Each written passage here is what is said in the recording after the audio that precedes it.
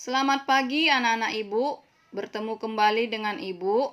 Hari ini kita akan kembali belajar mengenai teks hasil observasi. Nah, anak-anak Ibu, semuanya Ibu harap dalam keadaan sehat dan tetap masih semangat untuk belajar. Baik anak-anak Ibu, sebelum kita belajar, marilah kita berdoa menurut agama dan kepercayaan kita masing-masing. Doa dimulai. Doa selesai. Baik anak-anak Ibu, dalam bab 4 ini kita akan mempelajari mengenai menyibak ilmu dalam laporan hasil observasi. Tujuan pembelajaran kita saat ini adalah yang pertama, siswa mampu mengenali ciri tujuan teks hasil observasi. Yang kedua, siswa mampu mengenali isi teks hasil observasi.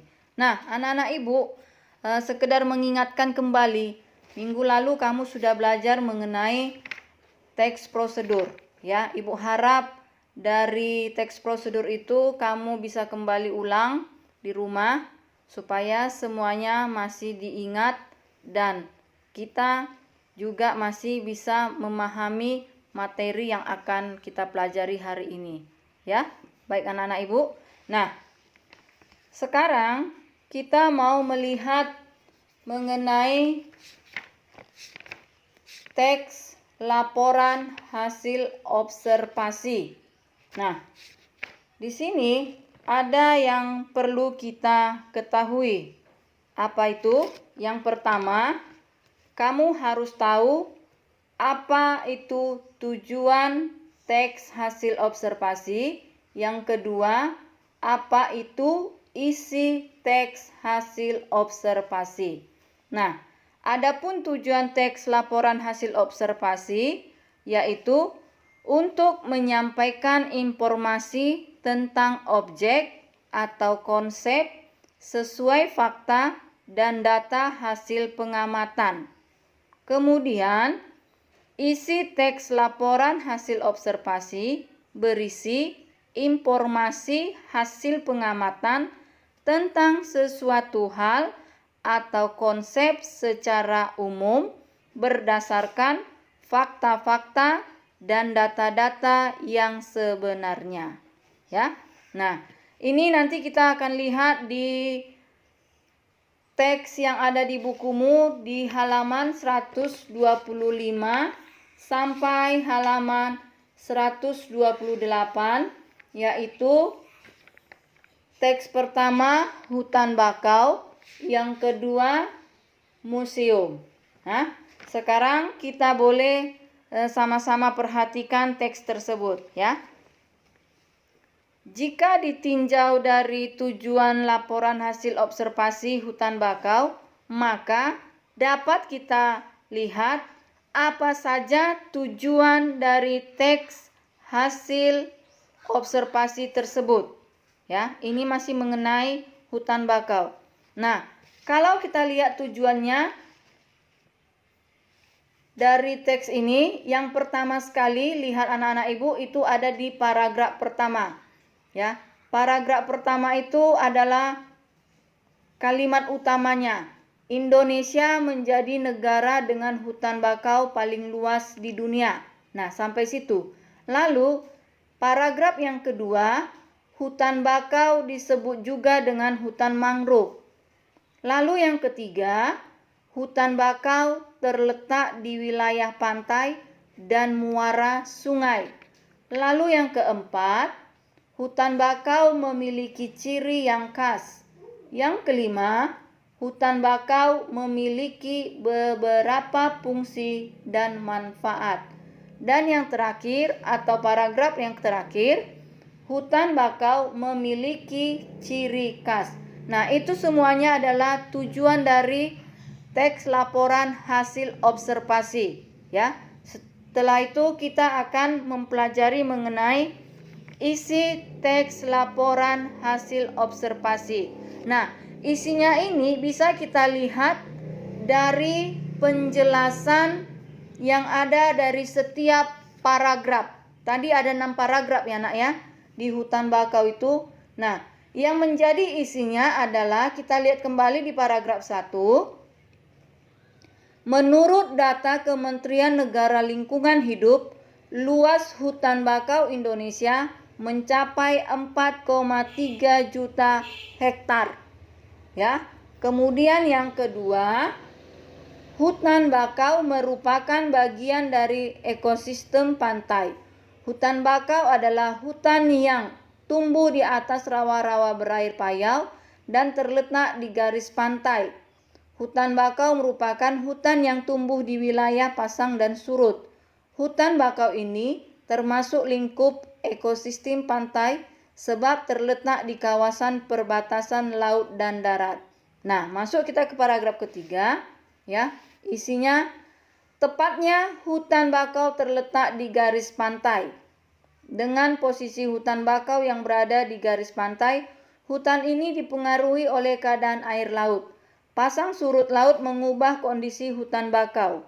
Hutan akan tergenang air di masa pasang dan akan bebas dari genangan air pada saat air surut. Habitat hutan bakau memiliki wilayah tanah yang tergenang secara berkala. Tempat tersebut juga mendapat aliran air tawar yang cukup dari daratan. Nah, setelah itu kita lihat yang keempat, ya. Hutan ini terlindung dari gelombang besar. Selain itu, hutan bakau juga terlindung dari arus pasang surut laut yang kuat. Hutan bakau yang terletak di perbatasan laut dan muara sungai memiliki kadar garam payau. Di samping itu, ciri khas lain hutan bakau adalah berawa-rawa. Nah, masuk kita ke paragraf yang kelima, ya. Ini penjelasannya sangat panjang ya. Oke, Ibu akan baca dari awalnya, nanti Ibu ambil langsung yang terakhir ya. Secara fisik, hutan bakau dapat menahan abrasi pantai. Pada saat datang badai, hutan bakau berfungsi sebagai penahan badai dan angin yang bermuatan garam. Sampai ke kalimat, hutan bakau juga menyediakan beberapa unsur penting bahan obat-obatan. Nah, isi yang keenam adalah hutan bakau memiliki manfaat untuk melindungi lingkungan laut, manfaat ekonomi, dan menyediakan sumber makanan atau obat-obatan. Nah, anak-anak Ibu, itulah dia melihat dari tujuan dan isi sebuah teks laporan hasil observasi. Nah, ini Ibu ambil dari teks 1 ya, mengenai hutan bakau. Sama halnya juga ya nak, seperti teks kedua yaitu museum. Kamu juga bisa melakukan hal yang sama, melihat dari paragraf pertama sampai paragraf yang terakhir di teks ini, sehingga kamu bisa lihat mana yang merupakan tujuannya dan mana yang merupakan isi dari laporan hasil observasi tentang museum. Oke? Mengerti ya anak-anak sampai situ? Nah, sekarang kita akan masuk ke bagian selanjutnya, yaitu mengenai mengidentifikasi ciri bahasa teks laporan hasil observasi. Nah, ciri bahasa teks laporan hasil observasi yaitu di dalam teks tersebut menggunakan istilah. Ya, menggunakan istilah.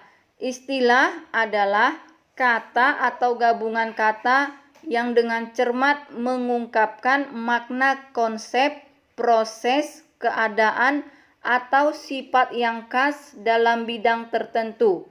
Untuk mencari makna suatu istilah, kita juga dapat menggunakan kamus. Bukan kamus umum, melainkan kamus istilah, ya. Ada kamus istilah ekonomi, ada kamus istilah kimia, kedokteran, politik, dan sebagainya. Nah, semuanya itu ada di dalam ciri bahasa teks laporan hasil observasi. Sebagai contoh ya anak-anak ibu, istilah biologi. Nah, ada kata abiotik, amputasi, anatomi, antioksidan, asimilasi. Semuanya itu dapat kita lihat istilah itu di istilah biologi dan dapat kita cari artinya ya. Istilah itu di kamus khusus biologi. Begitu juga di bidang yang lain ya. Paham ya nak ya? Oke, sampai situ materi kita. Nah, sebelumnya kamu boleh baca kembali mengenai istilah ini di halaman 129 sampai di halaman 130. Sudah? Oke. Nah, anak-anak ibu, setelah membaca ini, ibu harap kamu memahami apa yang dimaksud dengan memahami ciri tujuan teks hasil observasi dan mengenali isi teks hasil observasi. Baik anak-anak ibu, dari penjelasan ibu dari awal tadi bisa kita buat kesimpulannya ada 1. Tujuan teks laporan hasil observasi untuk menyampaikan informasi tentang objek atau konsep sesuai fakta dan data hasil pengamatan. Kedua, isi teks laporan hasil observasi berisi informasi hasil pengamatan tentang suatu hal atau konsep secara umum berdasarkan fakta-fakta dan data-data yang sebenarnya. Lalu yang ketiga, ya, dalam teks observasi ciri bahasanya menggunakan istilah sesuai dengan yang dibicarakan di teks tersebut. Nah, baik anak-anak ibu, sampai di situ materi kita.